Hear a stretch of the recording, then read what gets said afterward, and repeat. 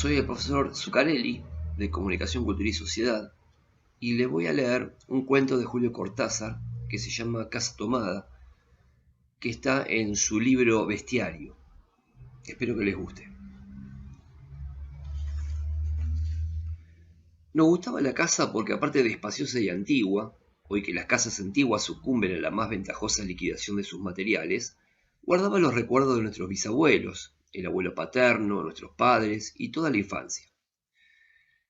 Nos habituamos, Irene y yo, a persistir solos en ella, lo que era una locura, pues en esa casa podían vivir 8 personas sin estorbarse.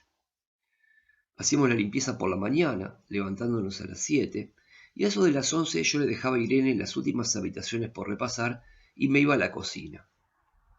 Almorzábamos a mediodía, siempre puntuales. Ya no quedaba nada por hacer fuera de unos pocos platos sucios. Nos resultaba grato almorzar pensando en la casa profunda y silenciosa y cómo nos bastábamos para mantenerla limpia. A veces llegamos a creer que era ella la que no nos dejó casarnos. Irene rechazó 2 pretendientes sin mayor motivo. A mí se me murió María Esther antes que llegáramos a comprometernos. Entramos en los 40 años con la inexpresada idea de que el nuestro, simple y silencioso matrimonio de hermanos, era necesaria clausura de la genealogía sentada por los bisabuelos en nuestra casa. Nos moriríamos allí algún día. Vagos y esquivos primos se quedarían con la casa y la echarían al suelo para enriquecerse con el terreno y los ladrillos. O mejor, nosotros mismos la voltearíamos justicieramente antes de que fuese demasiado tarde. Irene era una chica nacida para no molestar a nadie. Aparte de su actividad matinal, se pasaba el resto del día tejiendo en el sofá de su dormitorio. No sé por qué tejía tanto. Yo creo que las mujeres tejen cuando han encontrado en esa labor el gran pretexto para no hacer nada. Irene no era así. Tejía cosas siempre necesarias, tricotas para el invierno, medias para mí, mañanitas y chalecos para ella. A veces tejía un chaleco y después lo destejía en un momento porque algo no le agradaba. Era gracioso ver en la canastilla el montón de lana encrespada resistiéndose a perder su forma de algunas horas. Los sábados iba yo al centro a comprarle lana. Irene tenía fe en mi gusto, se complacía con los colores y nunca tuve que devolver madejas. Yo aprovechaba esas salidas para dar una vuelta por las librerías y preguntar vanamente si había novedades en literatura francesa. Desde 1939 no llegaba nada valioso a la Argentina. Pero es de la casa que me interesa hablar, de la casa y de Irene, porque yo no tengo importancia. Me pregunto qué hubiera hecho Irene sin el tejido. Uno puede releer un libro, pero cuando un pullover está terminado no se puede repetirlo sin escándalo. Un día encontré el cajón de abajo de la cómoda de Canfor lleno de pañoletas blancas, verdes, lila. Estaban con naftalina, apiladas como en una mercería. No tuve valor de preguntarle a Irene qué pensaba hacer con ellas.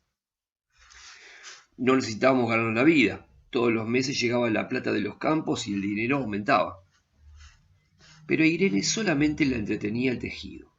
Mostraba una destreza maravillosa, y a mí se me iban las horas viéndole las manos como erizos plateados, agujas yendo y viniendo, y 1 o 2 canastillas en el suelo donde se agitaban constantemente los ovillos. Era hermoso. ¿Cómo no acordarme de la distribución de la casa? El comedor, una sala con gobelinos, la biblioteca y 3 dormitorios grandes quedaban en la parte más retirada, la que mira a Rodríguez Peña. Solamente un pasillo con su maciza puerta de roble aislaba esa parte del ala delantera, donde había un baño, la cocina, nuestros dormitorios y el living central, al cual comunicaban los dormitorios y el pasillo. Se entraba a la casa por un zaguán con mayólica y la puerta cancel daba al living. De manera que uno entraba por el zaguán, abría la cancel y pasaba al living. Tenía a los lados las puertas de nuestros dormitorios y al frente el pasillo que conducía a la parte más retirada. Avanzando por el pasillo se franqueaba la puerta de roble y más allá empezaba el otro lado de la casa. O bien se podía girar a la izquierda, justamente antes de la puerta, y seguir por un pasillo más estrecho que llegaba a la cocina y el baño. Cuando la puerta estaba abierta, advertía uno que la casa era muy grande, si no, Daba la impresión de un departamento de los que se edifican ahora, apenas para moverse. Irene y yo vivíamos siempre en esta parte de la casa. Casi nunca íbamos más allá de la puerta de roble, salvo para hacer la limpieza. Pues es increíble cómo se junta la tierra en los muebles. Buenos Aires era una ciudad limpia, pero eso se lo debe a sus habitantes y no a otra cosa. Hay demasiada tierra en el aire. Apenas sopla una ráfaga, se palpa el polvo en los mármoles de las consolas y entre los rombos de las carpetas de macramé. Da trabajo sacarlo bien con plumero. Vuela, se suspende en el aire, un momento después se deposita de nuevo en los muebles y los pianos. Lo recordaré siempre con claridad porque fue simple y sin circunstancias inútiles. Irene estaba tejiendo en su dormitorio, eran las 8 de la noche, y de repente se me ocurrió poner al fuego la papita del mate. Fui por el pasillo hasta enfrentar la entornada puerta de roble y daba la vuelta al codo que llevaba a la cocina cuando escuché algo en el comedor o la biblioteca. El sonido venía impreciso y sordo, como un volcarse de sillas sobre la alfombra o un ahogado susurro de conversación. También lo oí al mismo tiempo o un segundo después, en el fondo del pasillo que traía desde aquellas piezas hasta la puerta. Me tiré contra la puerta antes de que fuera demasiado tarde. La cerré de golpe, apoyando el cuerpo. Felizmente la llave estaba puesta de nuestro lado, y además corrí el gran cerrojo para más seguridad. Fui a la cocina, calenté la pavita, y cuando estuve de vuelta con la bandeja del mate le dije a Irene: tuve que cerrar la puerta del pasillo, han tomado la parte del fondo. Dejó caer el tejido y me miró con sus graves ojos cansados. ¿Estás seguro? Asentí. Entonces, dijo recogiendo las agujas, tendremos que vivir en este lado. Yo cebaba el mate con mucho cuidado, pero ella tardó un rato en reanudar su labor. Me acuerdo que tejía un chaleco gris. A mí me gustaba ese chaleco.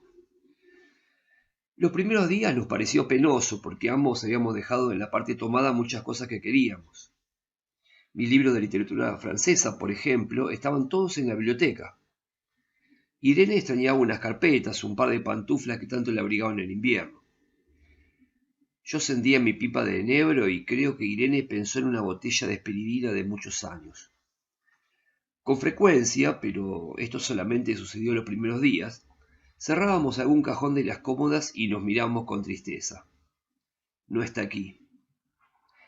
Y era una cosa más de todo lo que habíamos perdido al otro lado de la casa. Pero también tuvimos ventajas. La limpieza se simplificó tanto que aún levantándose tardísimo, a las 9:30 por ejemplo, no daban las 11 y ya estábamos de brazos cruzados. Irene se acostumbró a ir conmigo a la cocina y a ayudarme a preparar el almuerzo. Lo pensamos bien y se decidió esto. Mientras yo preparaba el almuerzo, Irene cocinaría platos para comer fríos de noche. Nos alegramos porque siempre resulta molesto tener que abandonar los dormitorios al atardecer y ponerse a cocinar. Ahora nos bastaba con la mesa en el dormitorio de Irene y las fuentes de comida a fiambre. Irene estaba contenta porque le quedaba más tiempo para tejer.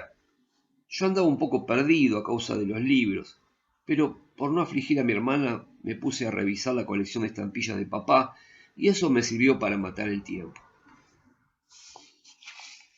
Nos divertíamos mucho, cada uno en sus cosas, casi siempre reunidos en el dormitorio de Irene, que era más cómodo. A veces Irene decía: fíjate este punto que se me ha ocurrido, ¿no da un dibujo de trébol? Un rato después era yo el que le ponía ante los ojos un cuadradito de papel para que viese el mérito de algún sello de Eupen o Malmedy. Estábamos bien, y poco a poco empezábamos a no pensar. Se puede vivir sin pensar. Cuando Irene soñaba en alta voz, yo me desvelaba enseguida. Nunca pude habituarme a esa voz de estatua o papagayo, voz que viene de los sueños y no de la garganta. Irene decía que mis sueños consistían en grandes sacudones que a veces hacían caer el cobertor. Nuestros dormitorios tenían el living de por medio, pero de noche se escuchaba cualquier cosa en la casa. Nos oíamos respirar, toser, presentíamos el ademán que conduce a la llave del velador, los muteos y frecuentes insomnios. Aparte de eso, todo estaba callado en la casa. De día eran los rumores domésticos, el roce metálico de las agujas de tejer, un crujido al pasar las hojas del álbum filatélico. La puerta de roble, creo haberlo dicho, era maciza. En la cocina y el baño, que quedaban tocando la parte tomada, nos poníamos a hablar en voz más alta. Irene cantaba canciones de cuna. En una cocina hay demasiado ruido de loza y vidrios para que otros sonidos irrumpan en ella. Muy pocas veces permitíamos allí el silencio, pero cuando tornábamos a los dormitorios y al living, entonces la casa se ponía callada y a media luz. Hasta pisábamos más despacio para no molestarnos. Yo creo que era por eso que de noche, cuando Irene empezaba a soñar en alta voz, me desvelaba enseguida. Es casi repetir lo mismo, salvo las consecuencias. De noche siento sed, y antes de acostarnos le dije a Irene que iba hasta la cocina a servirme un vaso de agua. Desde la puerta del dormitorio, ella tejía, oí el ruido en la cocina. Tal vez en la cocina o tal vez en el baño, porque el codo del pasillo apagaba el sonido. A Irene le llamó la atención mi brusca manera de detenerme y vino a mi lado sin decir palabra. Nos quedamos escuchando los ruidos, notando claramente que eran de este lado de la puerta de roble, en la cocina y el baño o en el pasillo mismo donde empezaba el codo casi al lado nuestro. No nos miramos siquiera. Apreté el brazo de Irene y le hice correr conmigo hasta la puerta cancel sin volvernos hacia atrás. Los ruidos se oían más fuertes pero siempre sordos a espaldas nuestras. Cerré de un golpe la cancel y nos quedamos en el zaguán. Ahora no se oía nada. «Han tomado esta parte», dijo Irene. El tejido le colgaba de las manos y las hebras iban hasta la cancel y se perdían debajo. Cuando vio que los ovillos habían quedado del otro lado, soltó el tejido sin mirarlo. «¿Tuviste tiempo de traer alguna cosa?», le pregunté inútilmente. «No, nada. Estábamos con lo puesto. Me acordé de los 15.000 pesos en el armario de mi dormitorio. Ya era tarde ahora. Como me quedaba el reloj pulsera, vi que eran las 11 de la noche. Rodeé con mi brazo la cintura de Irene, yo creo que ella estaba llorando, y salimos así a la calle. Antes de alejarnos tuve lástima. Cerré bien la puerta de entrada y tiré la llave a la alcantarilla. No fuese que algún pobre diablo se le ocurriera robar y se metiera en la casa a esa hora y con la casa tomada.